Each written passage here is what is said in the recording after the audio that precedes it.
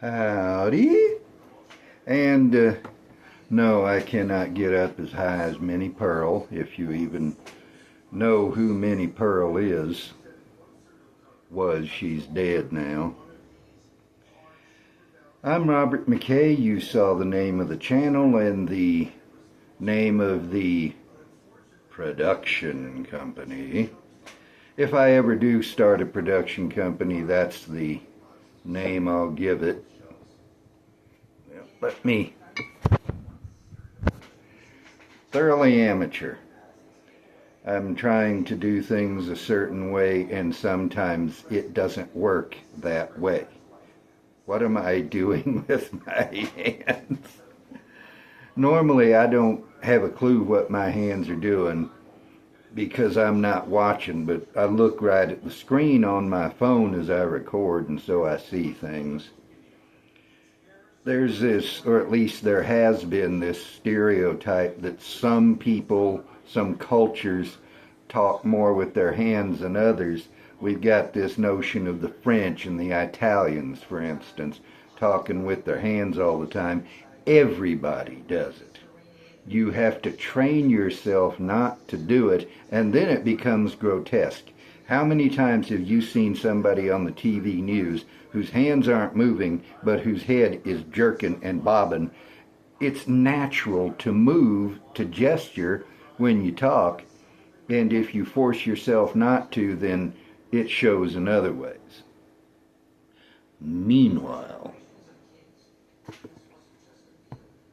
this is not a fresh crack video. I'm going to do some more. Actually, that's not what I need to do. I need to do that and then that. Let me move my chair. There. I want y'all to see, it's been my custom forever to have the bottle there. Well, not forever, but since I started doing this setup. But at the same time, I want you to see me. And everybody out there is probably saying, no, get the bottle right in front. We don't want to see you. Yeah, well, life goes on. This is an unopened bottle, just got it today, of Evan Williams Bottled in Bond. It says several things here on the label, and some things about a whiskey label the law mandates, some it does not. It says here, bottled under U.S. government supervision. That is not something the law requires. It's true for all bottled in bond whiskey, but the law doesn't require that particular statement. And it's, of course, got this bit on the side, this bit on the back, this bit on the side. Evan Williams is the guy who, the story says, invented bourbon. Well, that's not really the case. We don't know. Well, I'm thinking wrong.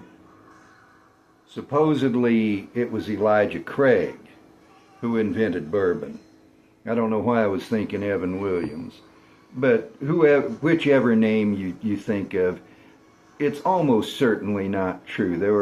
There were a number of distillers in that same area making more or less the same kind of whiskey in more or less the same way, and it was traveling more or less the same routes to the same markets in the same manner, and it all eventually became bourbon whiskey. And now, by law, the United States government has mandated that it be at least 51% corn and aged in a new charred oak barrel, and made in the United States. Those are the only three requirements necessary for it to be bourbon. For it to be straight bourbon, it must age at least 2 years. For it to be bottled in bond, it must age at least 4 years in a bonded warehouse. But to be bourbon, 51% corn, age in a new charred oak barrel, made in the United States. Those are the only requirements. But I haven't even got to what I want to talk about yet. I haven't even told you yet this is a Sippin' and Talkin' video, which it is. And if you notice the title or you notice the playlist it's in, you know that. But what I want to do, if I remember correctly, and don't quote me on this, but I believe that I have done a video on budget bangers. A term that I don't like. The terms I don't like, I do that, whatever you call it, to emphasize the fact that, to me, they're pretentious. But I do want to talk about whiskey that just, I forgot that it has a plastic seal on here. I'm dumb.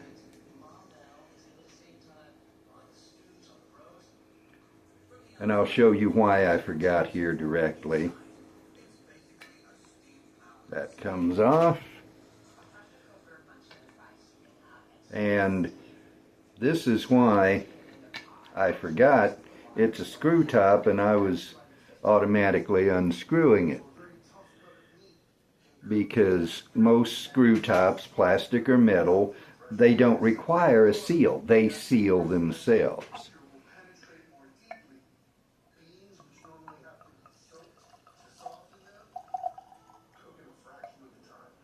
Well,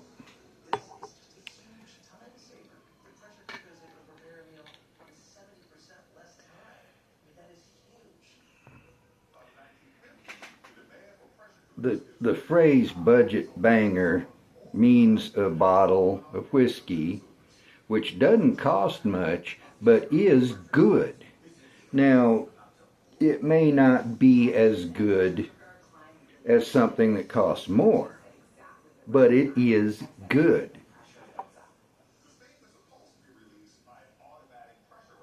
And this is good. I've had Evan Williams bottled in bond a number of bottles now. I've not kept track, but it right off the first glass out of the bottle, it smells exactly as I expect. Some distilleries have absolutely magnificent batch-to-batch consistency, and unless it's a single barrel, all whiskey is a batch deal. All whiskey is blended. Now, the terms, especially in Scotch, blended has a specific legal meaning. When you're talking blended American whiskey, I'm not sure. You don't find much American whiskey that has blended on the label anyways. But unless it's a single barrel, which means everything in that bottle come out of one barrel, then it's a blend because they take a number of barrels, however many. It could be 5, it could be 50, it could be 500. They take the barrels, they blend them to get the profile they want, and then they bottle it. And blending is an art, because there is no two barrels are exactly the same as far as taste. That's why single barrel whiskey is so much fun. If you have somebody picking things well, who's good at what he does, there's going to be a general profile in all single barrel releases from that distillery, but no barrel tastes exactly like any other barrel. That does smell good, and at 100 proof it's not spiking my nose. But then the floor of what I like is 90, 100 is good too. But you get these bottles that don't cost much but are good. Now, I am not by any means an expert. I don't follow these trends. I don't look at the news, so I depend on what others are saying.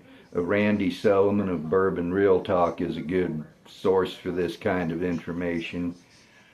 There's somebody else I'm trying to think of. I don't subscribe to too many whiskey channels anyway. And I can't remember who else I've seen talk about this. My mind is just going blank on that deal. But there are those who are saying, and they seem to have good information and know what they're talking about, that the bourbon boom, which really began in big time earnest in 2020, is subsiding. Now, people talk about a crash. People talk about the bourbon market collapsing. I think that's all hogwash. That's just what they call clickbait to get you to click on their video. Because there were people drinking bourbon long before it got popular, long before the Kung Flu came around and everybody panicked over almost nothing.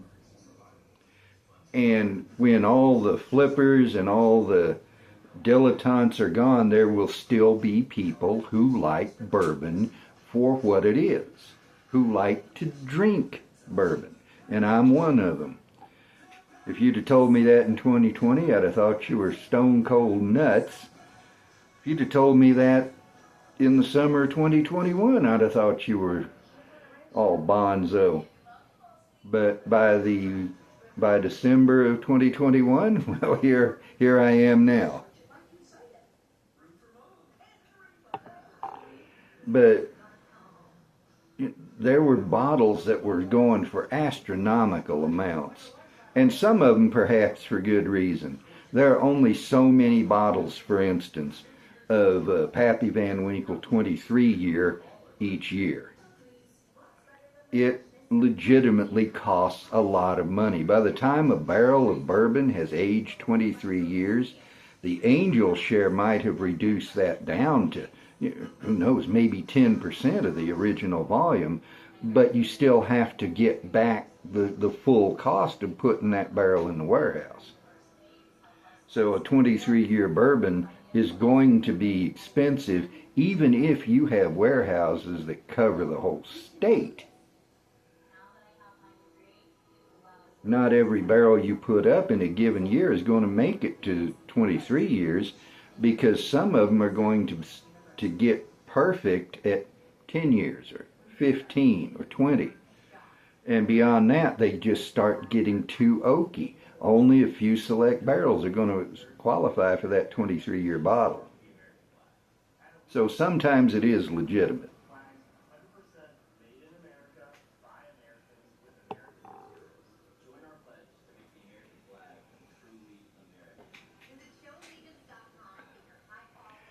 Not the best bourbon I've ever had, but definitely good bourbon. But during the bourbon boom, there were people, they'd line up 2-3 days in advance to get Blanton's. I've had Blanton's. I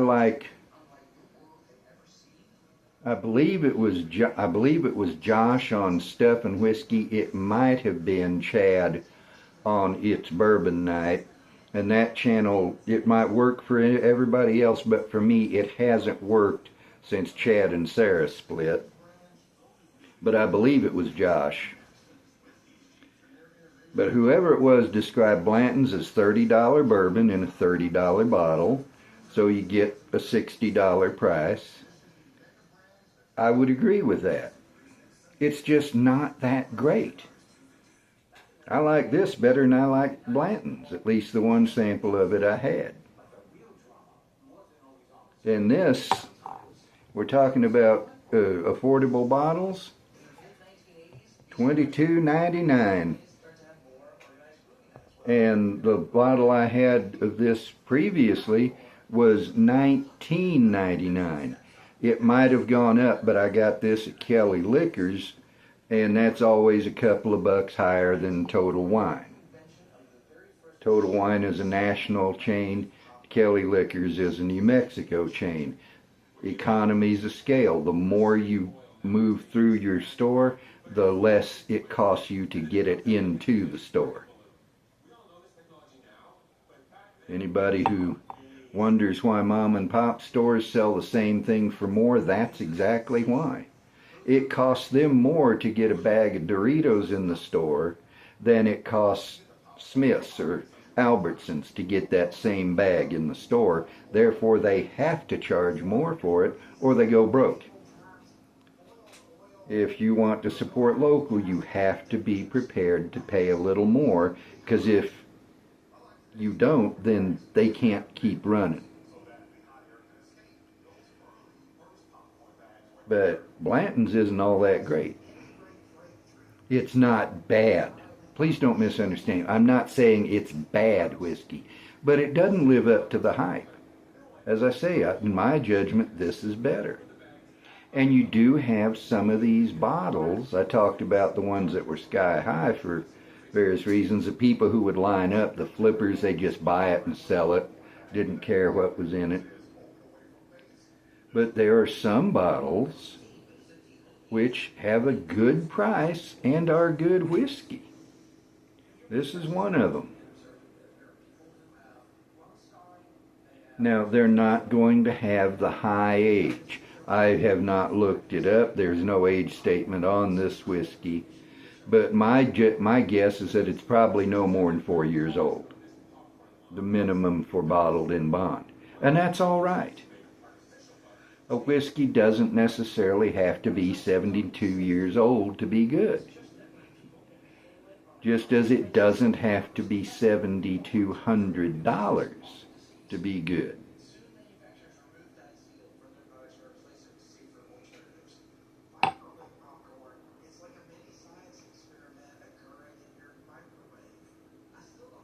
Over the past year or so, I have come across some whiskeys that I really love that do cost something. Ironwood Harbinger from the Ironwood Republic Distillery in Denison, Texas is, if I remember right, 50 or 60 bucks. They're the Lone Elm Wheat Whiskey, the small batch, and the single barrel from the 5 Points Distillery in Forney, Texas. Those bottles are 50 or 60 bucks, maybe a tad more. And worth every penny. My gracious, they're worth more than that. And while I can't afford to buy a bottle at that price every day, occasionally I can. But not all good whiskey is up there. You've got this at about 20 bucks. A little more, a little less, depending. And it varies from store to store. It'll vary from city to city, from state to state. Sometimes people will comment on an SLB Drinks post with Kurt and Trenton. Excellent channel, by the way. If I mention a channel, unless I say otherwise, you can pretty well regard it as excellent by my standards. Some people like channels that I just can't watch. And some people may not be able to watch channels that I like. But people will comment on an SLB Drinks video and say, well, that's not the price it is here. It cost me this much here. Yeah, well, gas varies from place to place, and we all know it. The price of mayonnaise varies from place to place, and we all know it. Every single thing you buy varies from place to place. Everybody knows it. Everybody then should know, without worrying about it, that the price of whiskey varies. But apparently, if Kurt and Trenton name a price, it has to be the price where that person buys it, not where they buy it. And if I know they're in Indiana, I believe it's Valparaiso.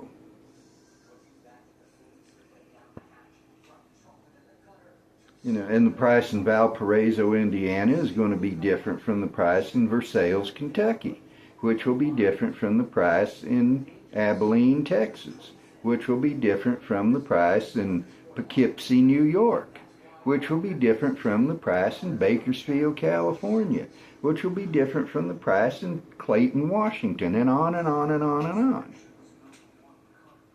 And anybody with a brain knows that. So when I give you a price of a bottle, I'm sure you have a brain. That's why you're watching me, right? Because you're smart? Oh, it's because you're crazy? That works. I'm crazy. I don't suffer from insanity. I enjoy it. Yeah, I'm nuts. Big fat hairy deal. Sanity is highly overrated. But yeah, you guys know that when I say this bottle is $22.99 or $20 or what have you, you know it's going to vary. And I haven't even begat him at 21 minutes and counting, and I haven't really done what I intended to do. Sipping and talking. I sip and talk, and who knows where the talk's going to go, right?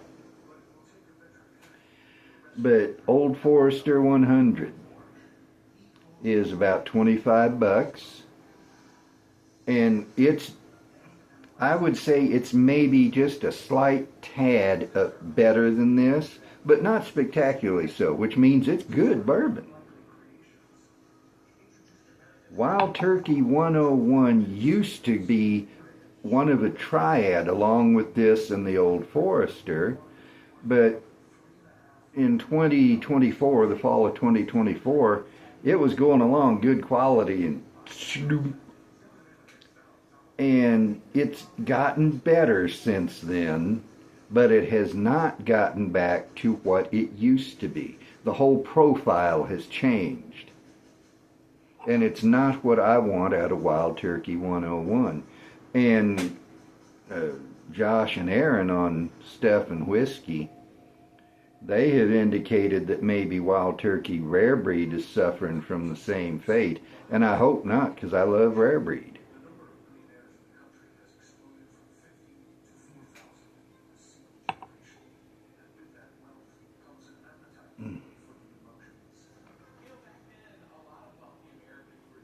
It's standard bourbon, good standard bourbon. I keep emphasizing that because I don't want y'all to get the wrong idea. But it's standard bourbon. I'm getting standard bourbon notes on the nose and on the palate, but there's nothing wrong with that.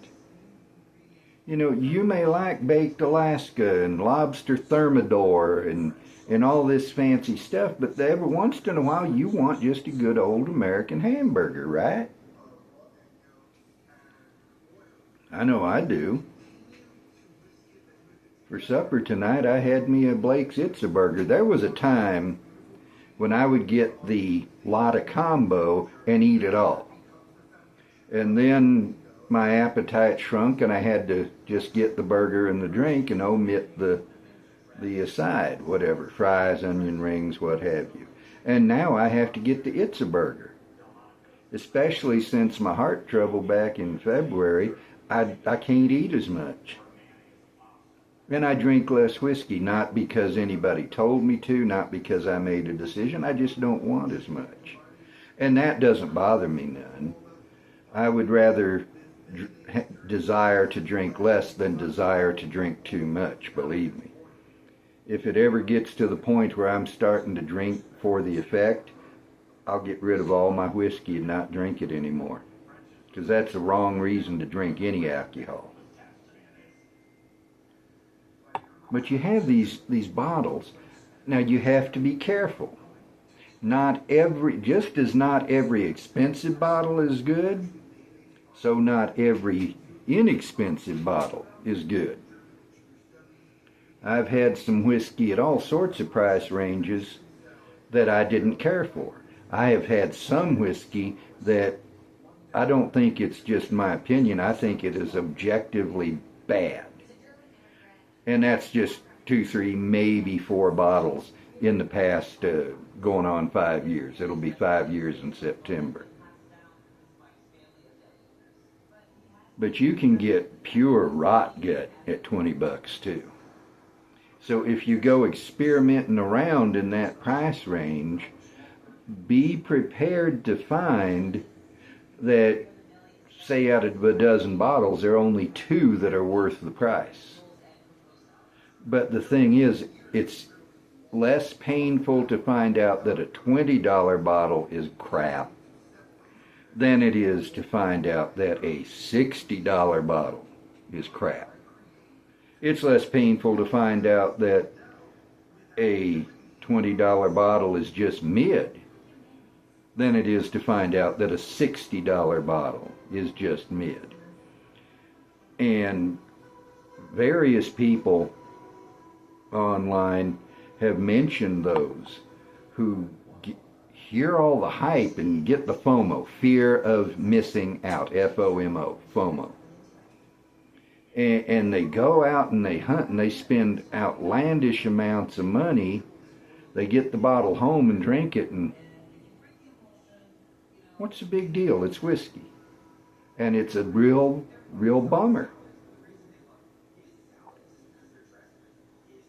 If you really do like Blanton's, by all means, pay whatever the price is that you're willing to pay for it. I think, well, let me rephrase that. I wouldn't pay that. I wouldn't pay $30 for Blanton's. But if it works for you, go for it. But you can find some of these $20, $25, $30 bottles that are better than some of those more expensive ones.